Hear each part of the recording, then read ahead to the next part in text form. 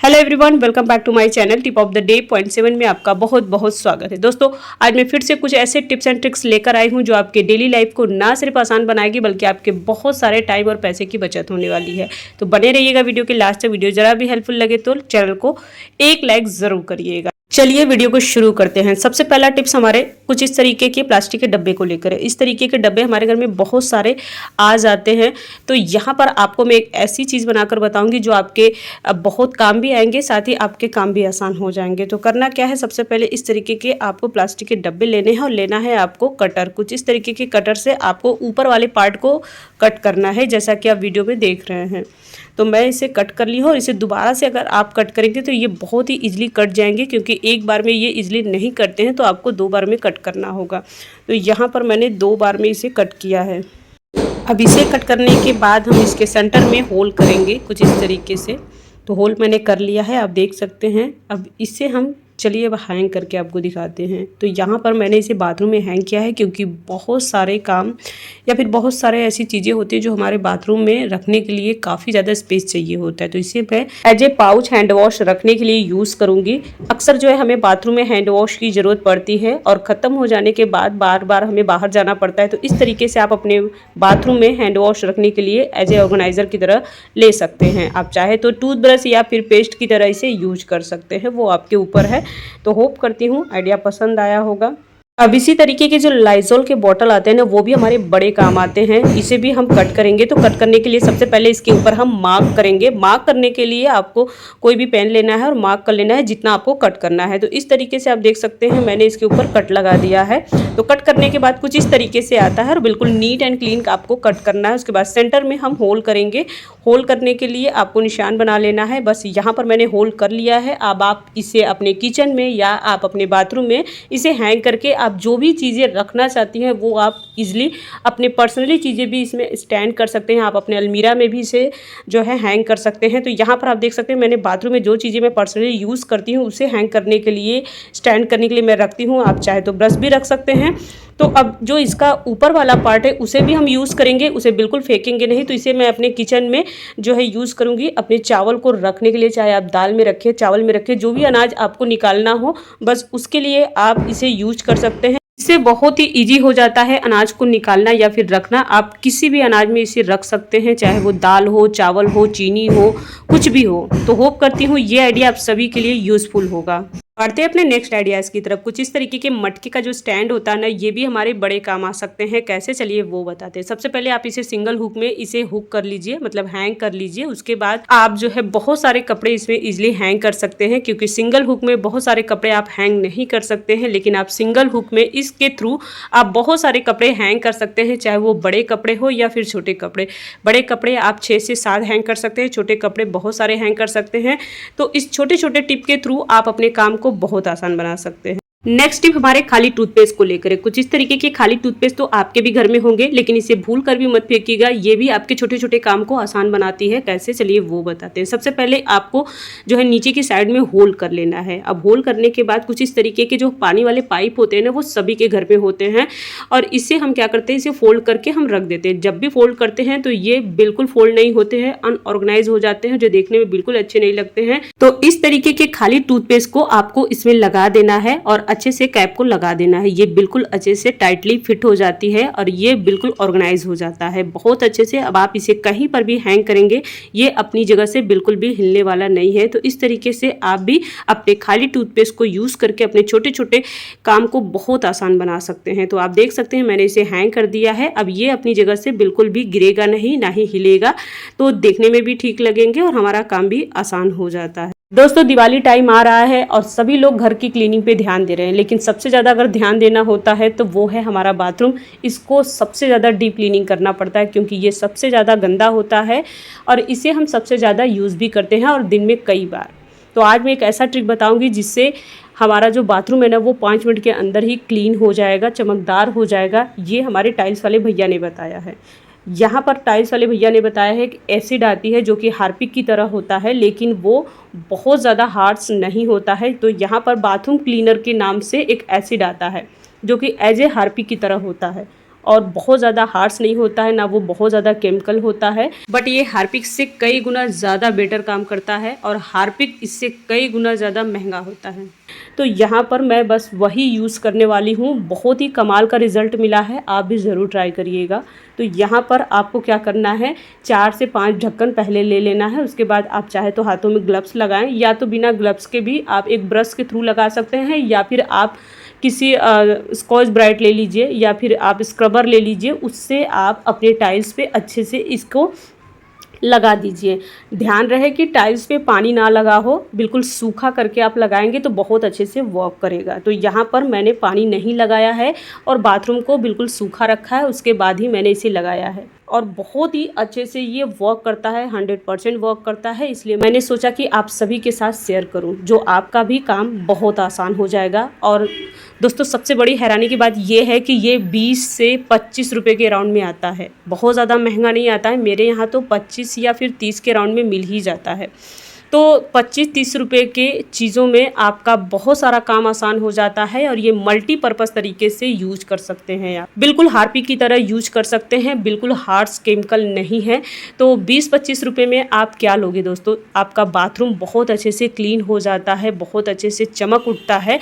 तो यहाँ पर मैंने पूरे बाथरूम के टाइल्स पर इसे अच्छे से लगा दिया है। अब हम क्या करेंगे, अपने बाथरूम के फ़र्श पर भी इसे लगाएंगे। तो बाथरूम के फ़र्श पे लगाने के लिए आप जो है वाइपर का यूज कर सकते हैं।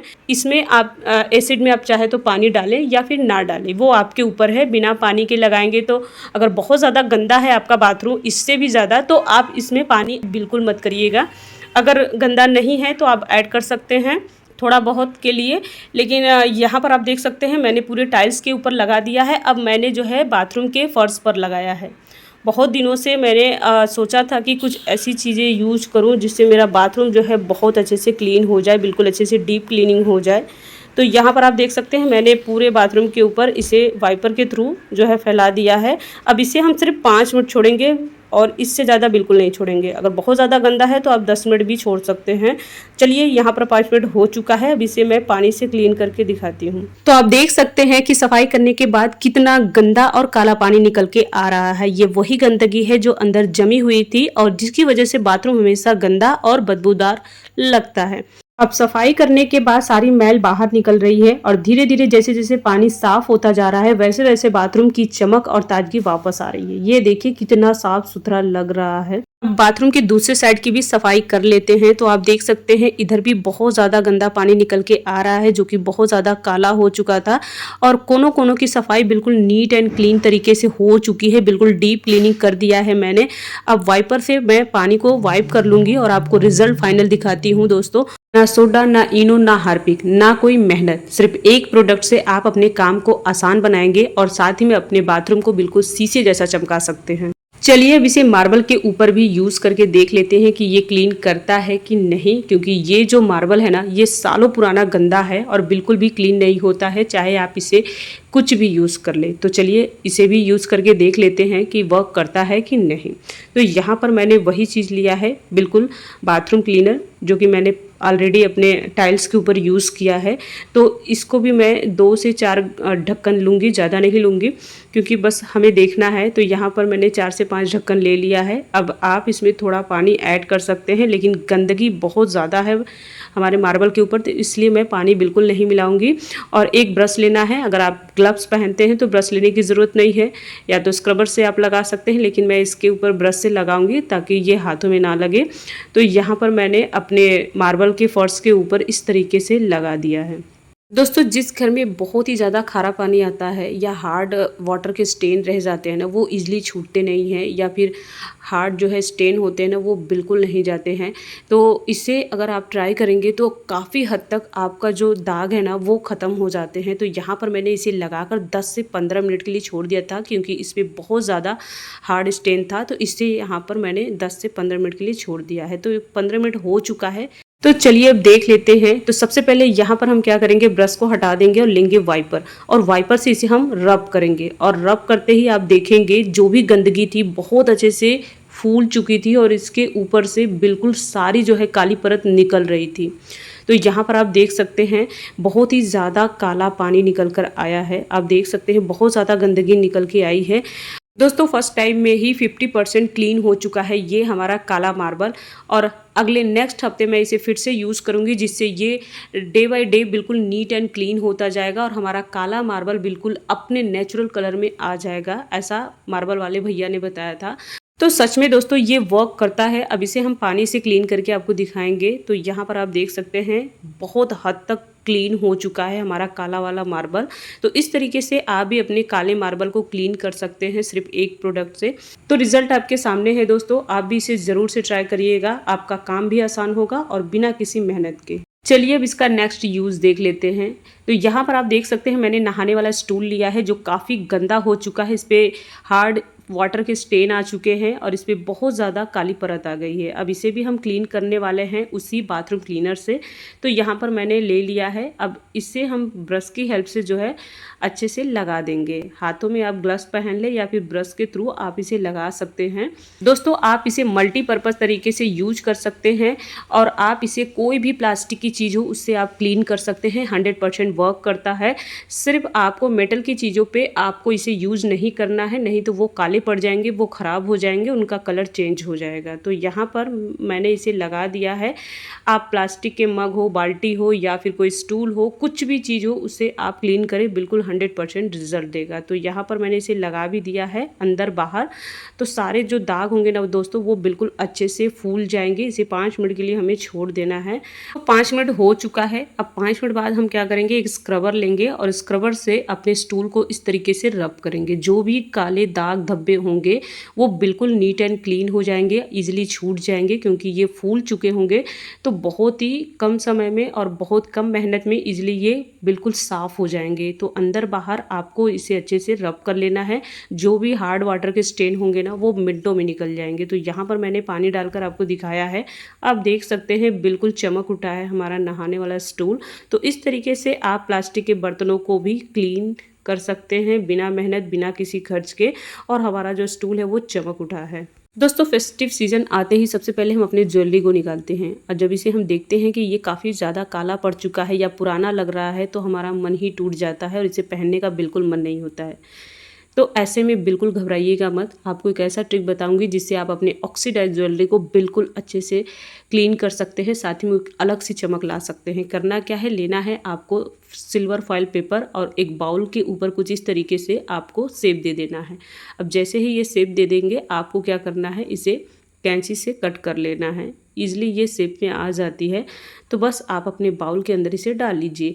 अब आपको क्या करना है, बिल्कुल गर्म पानी, मतलब बिल्कुल गर्म पानी जिसमें उंगली ना जाए, बस वो पानी लेना है और इस तरीके से अपने ज्वेलरी के अंदर जो है इसे डाल लेना है। सबसे पहले हम ज्वेलरी को डालेंगे, फिर गर्म पानी को डालेंगे। उसके बाद हम लेंगे बेकिंग सोडा जो हम अपने किचन के लिए यूज़ करते हैं और इसे अच्छे से मिक्स कर लेंगे और इसे 10 से 15 मिनट के लिए छोड़ देंगे। गर्म पानी लेना है, बेकिंग सोडा लेना है और उसे 15 मिनट के लिए छोड़ देना है। और 15 मिनट बाद आपको क्या करना है, अपने ज्वेलरी को हाथों से अच्छे से जो है क्लीन करना है। आप चाहे तो ब्रश लगा सकते हैं, नो डाउट, बट अगर बहुत ज़्यादा ऑक्सीडाइज ज्वेलरी को ब्रश लगाएंगे ना तो इसमें से जो इसका कलर, नेचुरल कलर होता है ना, वो निकल जाएंगे। तो आपको जो है कि ब्रश लगाने की ज़रूरत नहीं है। अगर और कोई ज्वेलरी है तो आप ब्रश लगा सकते हैं, लेकिन अगर ऑक्सीडाइज ज्वेलरी है तो उसमें ब्रश लगाने की ज़रूरत बिल्कुल नहीं है। तो आप देख सकते हैं मैंने इसे हाथों से बस क्लीन किया है और ये जो ऑक्सीडाइज ज्वेलरी है बहुत अच्छे से शाइन कर रही है। इसमें एक अलग सी शाइन आ चुकी है और बिल्कुल नीट एंड क्लीन हो चुका है, आप देख सकते हैं। और इसे अच्छे से कपड़ों से पोंछ लीजिएगा, जो भी पानी होगा वो निकल जाएंगे और फिर से आप अपने फेस्टिव सीजन पे अपनी ज्वेलरी को पहन सकते हैं और बिल्कुल शाइन कर सकते हैं। तो होप करती हूँ ये टिप आप सभी के लिए हेल्पफुल रहा होगा। अगर आपके पास भी पुराने सॉक्स पड़े हैं तो उसका भी कमाल का यूज कर सकते हैं। कैसे, चलिए वो बताते हैं। तो यहाँ पर हमारे पास एक ही सॉक्स बचे हैं और एक खो गया है। उसे आपको क्या करना है, एक पुराना बॉटल लेना है, कोई सा भी जो आप यूज़ नहीं करते हैं उसे ले लेना है और अपने पुराने सॉक्स को इस तरीके से आपको पहना देना है। तो यहाँ पर मैंने इसे पहना दिया। अब इसमें हम बेस हैवी करने के लिए इसमें पानी फिल कर देंगे। अब पानी फिल करने के बाद आपको क्या करना है, मनी प्लांट लेना है, उसके बड़े बड़े पत्ते इसमें डाल देने हैं।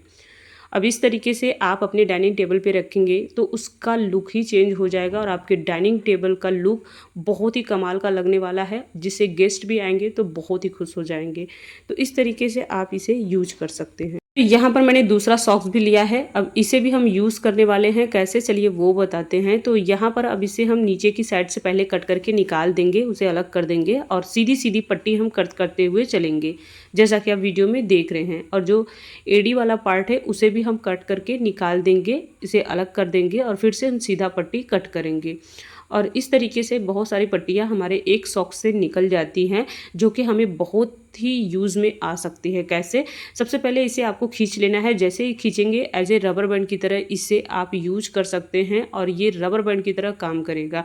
बड़ी बड़ी चीज़ों को हमें कभी फोल्ड करना होता है, रबर बैंड की ज़रूरत पड़ती है तो हमें इजीली मिलता नहीं है। तो आप इस तरीके के सॉक्स के जो रबर है ना, वो बहुत ही काम करता है और 100% वर्क करता है। तो इसे आप ज़रूर ट्राई करिएगा। नेक्स्ट हमें चाहिए एक हैंगर और एक पुराना सॉक्स, और अपने सॉक्स को हैंगर के ऊपर इस तरीके से पहना दीजिए। अब ये हमारा वो काम करेगा जो बहुत बड़े बड़े झाड़ू पोछा नहीं कर सकते हैं, जहाँ पर हमारा हाथ नहीं पहुँचता, ये हैंगर वो काम करेगा। बहुत ही नैरो स्पेस में भी ये काम कर जाता है, जहाँ पर हमारी उंगलियाँ नहीं पहुँचती वहाँ ये पहुँच जाता है और बहुत ही ज़्यादा अच्छे से क्लीनिंग करता है। आप देख सकते हैं धूल मिट्टी इस मोजे के ऊपर चिपक के आ जाती है, जो कि बहुत अच्छे से डीप क्लीनिंग हो जाती है। आप देख सकते हैं इस तरीके से घर की कोने कोने की सफाई हो जाती है और हमारा जो क्लीनिंग है वो इजी हो जाता है। दोस्तों, झाड़ू पोछा तो हम सभी लोग अपने घर में करते हैं, लेकिन जो फ्रिज की नीचे की सफाई होती है ना, वो बिल्कुल अच्छे से नहीं हो पाती है, क्योंकि हमारा पोछा वहाँ तक जा ही नहीं पाता है। इसी तरीके से हमारा जो बेड है ना, उसके नीचे भी पोछा नहीं जा पाता है। इसके लिए हमारे जो बेड के नीचे है ना, बहुत सारी गंदगी रह जाती है जो हम क्लीन नहीं कर पाते हैं। लेकिन इस मोजे की हेल्प से आप अपने जो है नीचे से नीचे की जगह जो है क्लीन कर सकते हैं। तो यहाँ पर मैंने अपने झाड़ू के ऊपर सॉक्स को पहना दिया है और इसके ऊपर हम करेंगे पानी को अच्छे से स्प्रे, ताकि हमारा जो मोजा है ना वो थोड़ा सा गीला हो जाए और इससे हमारी क्लीनिंग आसान हो जाएगी। आप चाहे तो मोजे को अच्छे से रबर बैंड लगा सकते हैं, लेकिन मैं बिना रबर बैंड के ही क्लीन करूँगी।